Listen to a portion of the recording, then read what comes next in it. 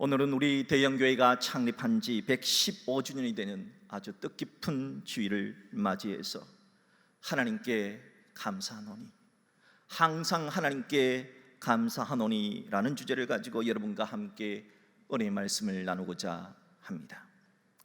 오늘 본문에 하나님께 감사를 드린 교회는 고린도 교회입니다. 고린도 교회는 로마 제국의 율리우스 카이사르에 의해서 재건된 도시 위에 세워진 교회입니다. 고린도는 2000년 당시 해상무역과 상업으로 엄청난 돈이 모이는 인구 25만의 아주 부유한 도시가 고린도였습니다.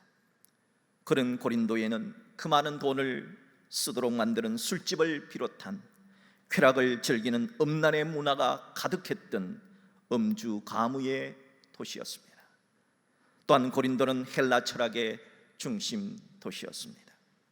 사도행전 18장을 보면 하나님께서는 이런 사도 바울에게 음주 가무의 도시 이 고린도에 무려 18개월이나 1년 6개월이나 머물면서 복음을 전하게 하셨습니다. 그 이유는 주님께서 환상 중에 이 성 중에 내 백성이 많음이라 하셨기 때문입니다. 하나님께서 이 고린도, 세상 사람들이 볼 때는 음란의 도시 고린도에 하나님의 백성이 많다는 그 말씀을 받아들이고 고린도에서 무려 1년 6개월간이나 복음을 전하며 그렇게 탄생된 교회가 바로 고린도 교회입니다. 그렇다면 성경은 왜 고린도 교회의 이야기를 오늘 우리들에게 하는 것일까요? 2000년 전 고린도 교회는 참으로 문제가 많은 교회였습니다. 끼리끼리 모여서 파당을 지었으며 음란의 문제로 자유를 빙자한 방종의 문제가 있는 교회였습니다. 하나님은 이런 교회의 문제들이 생길 때마다 사도 바울을 통해서 해결점을 찾게 해주셨습니다. 고린도 교회와 우리 교회는 분명 시간도 다르고 연대도 다르고 환경도 다르고 문화도 다르지만은 교회를 이루는 성도들의 근본은 동일하기 때문에 오늘 우리에게 이 말씀을 주는 겁니다. 하나님 고린도 교회의 문제가 오늘 우리 교회의 문제요, 또한 고린도 교회의 문제 해결이 오늘날 우리 교회의 문제 해결이 될 수 있기 때문에 오늘 우리는 이 말씀을 겸손하게 받아야 할 것입니다. 오늘 본문인 고린도전서 1장 4절에서 8절까지의 말씀은 이런 탈도 많고 문제 많은 고린도 교회였지만 하나님께 감사할 것이 너무 많았다 하는 겁니다. 과연 고린도 교회는 무슨 감사할 것이 있었을까요? 첫째로 음란의 문화 속에서도 복음을 받아들인 것, 예수 믿게 된 것, 교회 다니게 된 것이 감사하다는 겁니다. 본문 4절을 보십시오. 그리스도 예수 안에서 너희에게 주신 하나님의 은혜, 그 은혜로 말미암아 내가 너희를 위하여 항상 하나님께 감사하노니. 고린도 교회의 문화는 음란과 방탕에 좋지 않은 문화였습니다. 환경은 좋지 않았습니다.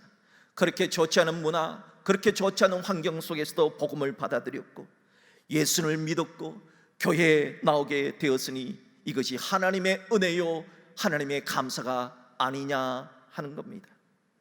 우리 대형교회도 115년 전 이곳은 가난한 사람들이 모여 살았던, 망근을 만들며 살았던 한양 도성 밖의 망근 땅거리였습니다. 이런 곳에 복음이 전해졌고 예수 믿고 115년의 역사가 되었으니 이것이 은혜요, 어찌 감사가 아니겠습니까? 둘째로 풍성한 언변과 지식을 가진 교회로서 감사하다는 겁니다. 본문 5절의 말씀을 보십시오. 이는 너희가 그 안에서 모든 일, 곧 모든 언변과 모든 지식에 풍족하므로.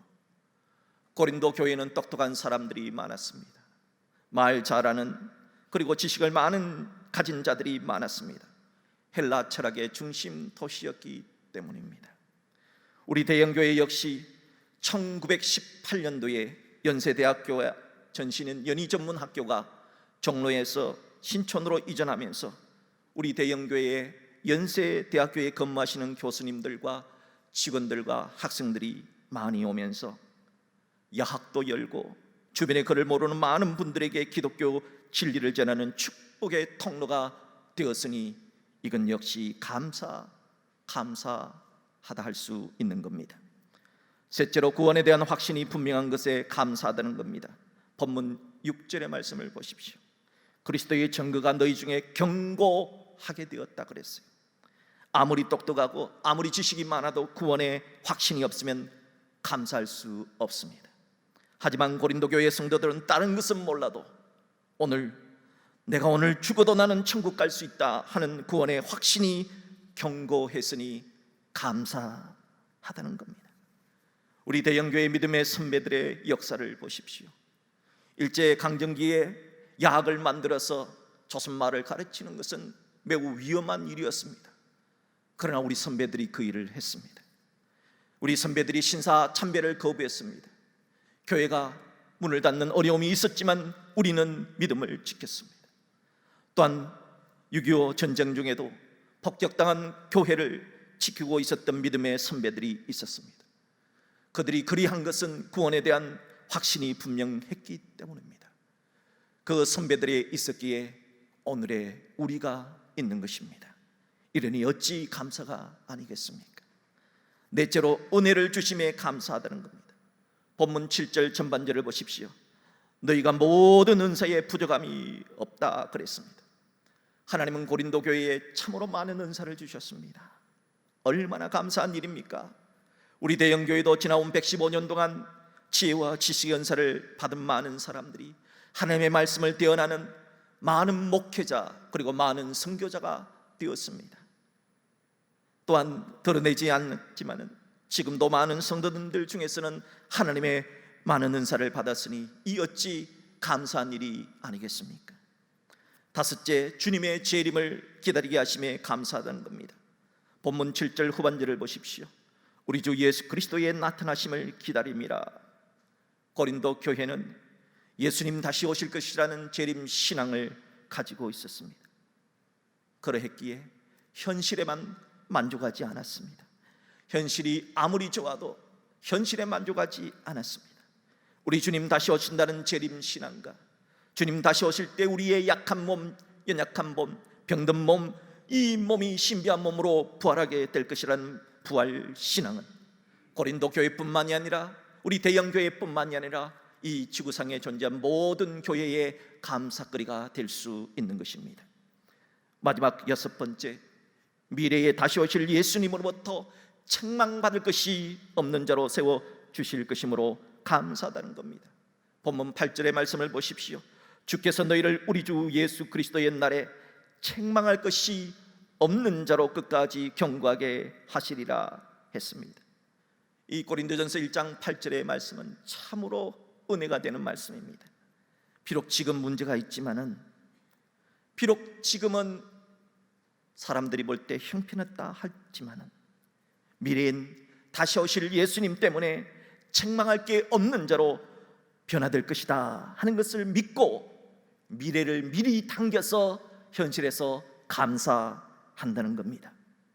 비록 문제 많은 현실이지만, 비록 지금 환경이 좋지 않지만 미래는 예수 그리스도에서 변화되게 된다는 확실한 믿음, 그 믿음을 가지고 미래에 되어질 일들을 상상하면서 미래를 현실에 당겨서 가불해서 내 현실에 감사하는 자가 되리라 결단하고 있는 것입니다.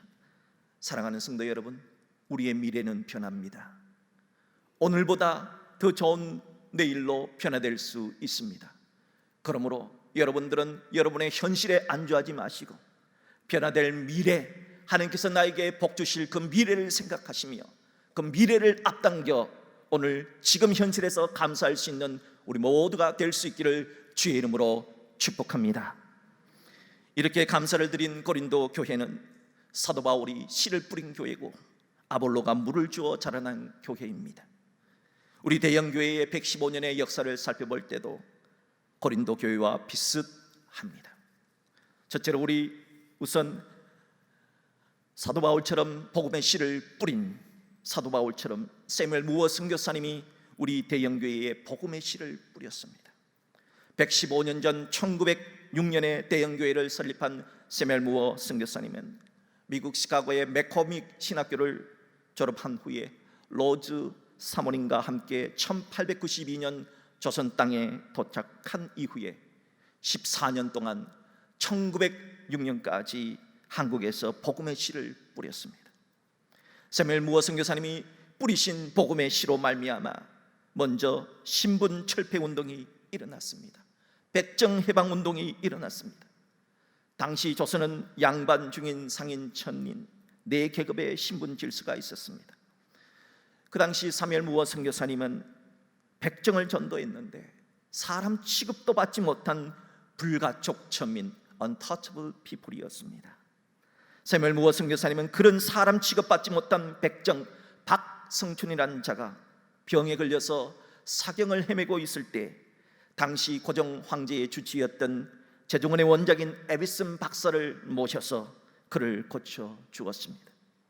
인간 취급도 받지 못했던 백정 박성춘은 자신의 몸을 위에서 임금님 병을 고치시는 에비슨 박사를 데려다 고쳐준 것에 대해서 너무 감사하여 예수를 믿게 됩니다. 그리고 훗날 교회의 장로가 됩니다. 그리고 훗날 일제강점기의 기독교 운동가가 되었습니다. 또한 백정 박성춘의 아들은 세브란스 의대 1회 졸업생이 되어서 한국인 최초로 서양 의사가 되었다 해서 그의 이름을 박서양이라고 지었습니다. 그는 1940년 죽을 때까지 만주에 가서 독립군을 지원하는 귀중한 사역을 했습니다. 이렇게 사무엘 무어 선교사님은 고종 황족께 상소하여 백정의 신분을 타파하신 위대한 일을 하신 분입니다. 두 번째, 우리 대영교회에 씨를 뿌린 사무엘 무어 선교사님이 한 일은 남존여비 사상을 서로 사랑으로 바꾸었습니다. 당시 조선은 남녀 차별이 심했습니다. 아내들은 잘해도 못해도 남편에게 주먹질과 매질을 당했던 시절입니다. 남자들은 부고와 여자는 사흘에 한 번씩 맞아야 한다 하는 농담을 하던 그런 시절이었습니다. 이런 사실을 안 사무엘 무어 목사님은 어느 날 주일 성경을 펼쳐두면서 탄식을 했습니다. 그리고 이렇게 말했습니다. 남편들아, 아내 사랑하기를 그리스도께서 교회를 사랑하시고 주 위하여 자신을 주신 같이 하라는 말씀으로 그들에게 이렇게 세 가지를 엄히 당부했습니다. 그리스도인은 절대 아내를 때려서는 안 된다. 사랑으로 대해라. 그리스도인은 아내를 때린 자가 아니다. 둘째, 그리스도인은 밥 먹을 때 부인을 함께 밥상위에서 밥을 같이 먹어라. 부엌에서 홀로 밥 먹게 하지 말아라. 세 번째, 그리스도인은 아내에게 반말을 하지 말고 존댓말을 해라. 그것이 사랑이다. 그렇게 사는 사람이 그리스도인이라 가르쳤습니다. 이렇게 사무엘 무어 선교사님은 남존여비 사상을 서로 사랑으로 바꾸어 나갔습니다. 우리 대영교회에 복음의 씨를 뿌린 사무엘 무어 선교사님이 세 번째 한 일은 25개의 교회를 개척한 일입니다. 사무엘 무어 선교사님은 세문안 교회를 개척한 언더우드 선교사님이 첫 번째 장로교회고 두 번째 장로교회를 세우는데 오늘날 승동교회입니다. 이 승동교회를 중심으로 해서 마포나루에서 기쁜 서시코라고 하는 배를 타고 14년간 한강을 오르내리면서 지금의 북한 저 황해도 땅 백천까지 이르러 복음을 전하여 25개나 되는 교회를 개척했습니다. 사무엘 선교사님이 마지막으로 개척한 교회가 우리 대영교회입니다.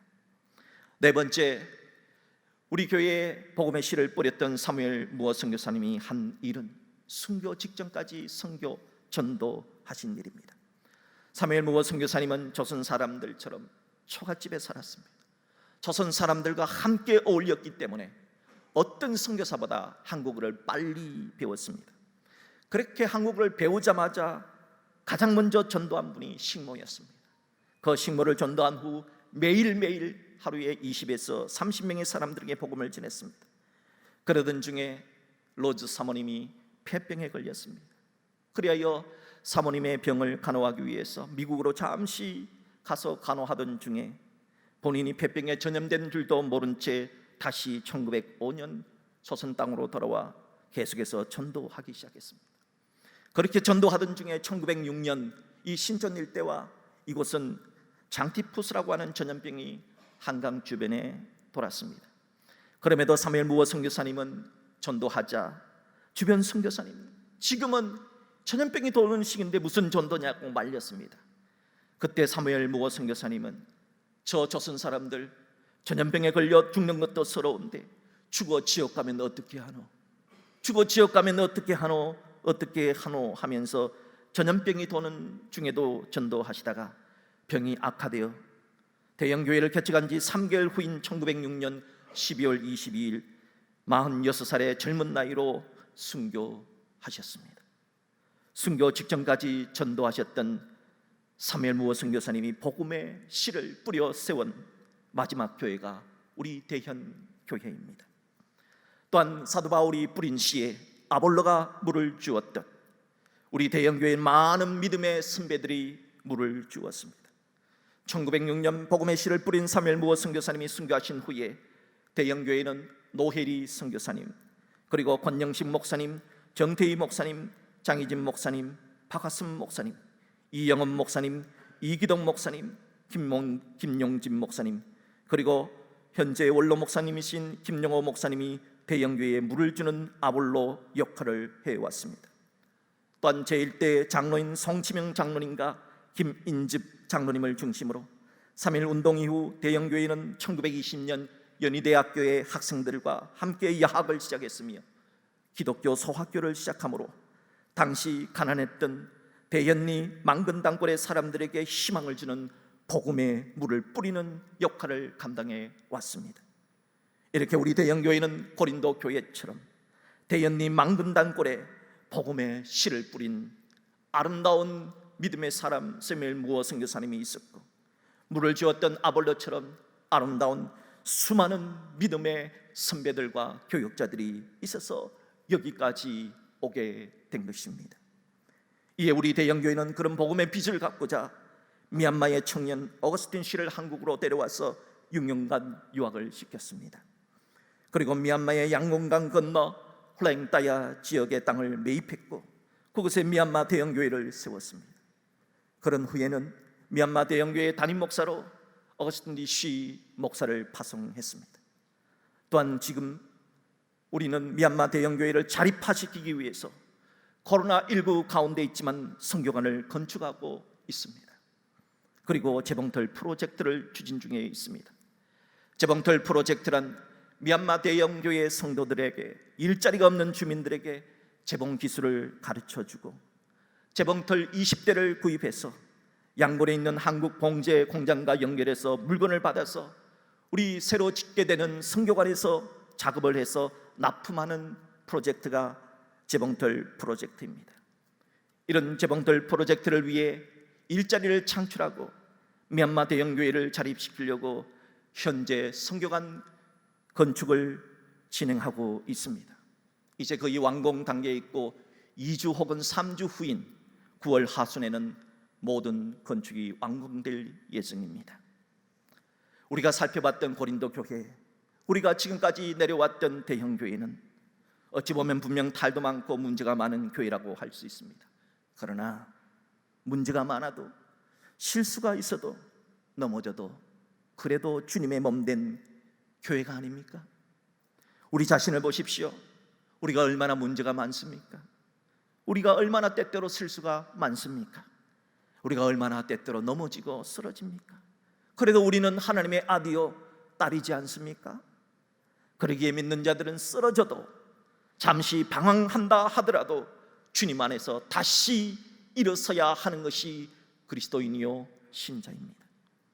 미국의 방송국 가운데 NBC 방송국이 있습니다. 그 NBC 방송국의 주요 프로그램 가운데 하나가 아메리카 갓 탤런트라고 하는 오디션 프로그램입니다. 이 오디션 프로그램에 지난 6월 8일 30살의 아주 독실한 크리스찬 제인이라고 하는 여가수가 나왔습니다.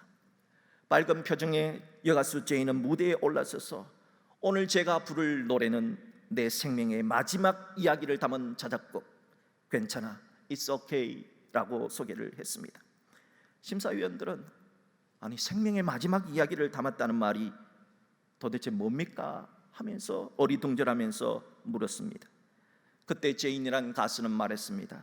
현재 자신은 폐와 간 그리고 척수로 암세포가 전이되어서 생존 확률이 2%밖에 되지 않는 상태라고 말합니다.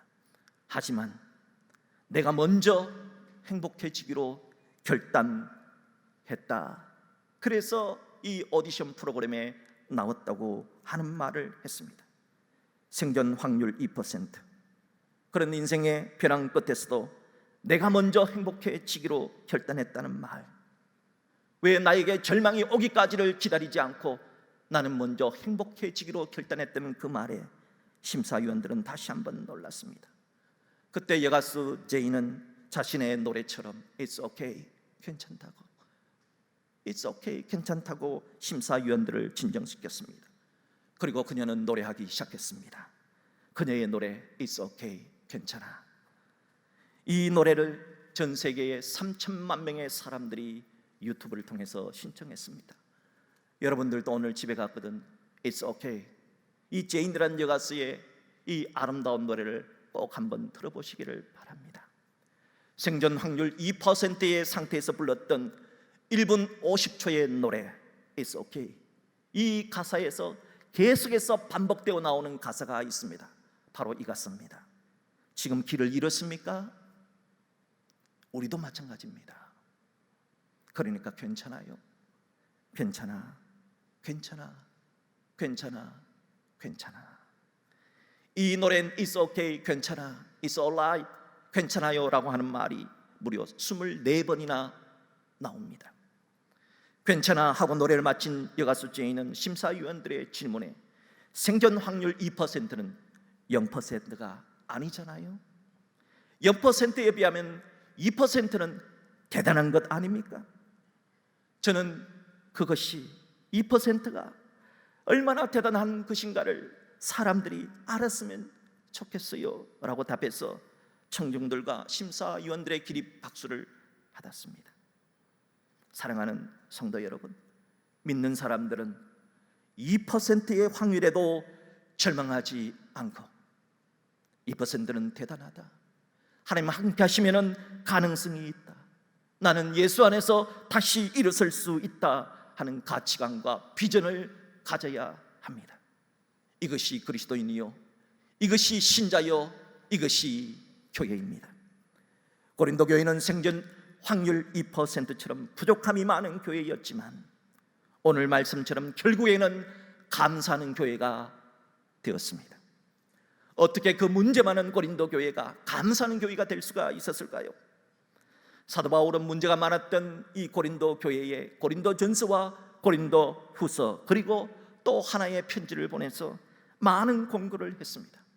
때로는 엄마처럼 부드럽게 공고를 했고 때로는 아버지처럼 미리 말하노니 내가 다시 가면 결코 용서하지 않으리라 하며 무섭게 권면을 했습니다. 그러면서 사도 바울은 또다시 성령의 감동을 받아 너희는 믿음 안에 있는가 너희 자신을 시험하고 너희 자신을 확증하라. 예수 그리스도께서 너희 안에 계신 줄을 너희가 스스로 알지 못하느냐? 그렇지 않으면 너희는 버림받은 자니라 하며 너희 자신을 시험하라. 너희의 믿음을 확증하라. 너희 안에 예수님이 계시다는 것을 왜 모르느냐? 그렇게 말씀을 전했습니다. 그 결과 고린도 교회가 달라졌습니다. 고린도 교회가 사도 바울이 전해준 하나님의 말씀을 받아들이고 마음을 고쳐먹었습니다. 잘못된 행동에서 돌아서서 회개를 했습니다. 사도행전 20장 2절 3절의 말씀에 의하면 사도 바울이 헬라에 가서 석 달을 머물게 됩니다. 그 석 달이 바로 고린도에서 머물게 된 것입니다. 사도 바울이 그곳에 갔을 때 고린도 교회 교인들이 회개했습니다. 하나님의 말씀을 알고 변화되었습니다. 얼마나 행복했는지. 사도 바울은 그 고린도에 있는 3개월 동안 우리가 잘 아는 그 유명한 로마서를 집필하게 된 것입니다. 사랑하는 성도 여러분, 고린도 교회처럼 세상의 모든 교회는 문제가 많고 어려움이 있지만 하나님의 말씀을 받아들이면 회복할 수 있습니다. 하나님의 말씀을 받아들이면 감사하는 성도, 감사하는 교회가 될 수 있습니다. 그러므로 창립 115주년을 맞이하는 우리 대형교회도 성경에 기록된 말씀, 성령의 감동으로 주어진 하나님의 말씀 중심의 교회가 된다면 말씀 중심의 성도, 말씀 중심의 교회가 된다면 우리는 감사하는 성도, 감사하는 교회가 될 수 있으리라 확신합니다. 바라기는 우리 모두가 하나님의 말씀 중심으로 살아 말씀대로 살려고 애씀으로 우리 모두가 하나님께 감사하는 감사의 성도, 감사의 교회가 될 수 있기를 주님의 이름으로 축복합니다. 아멘.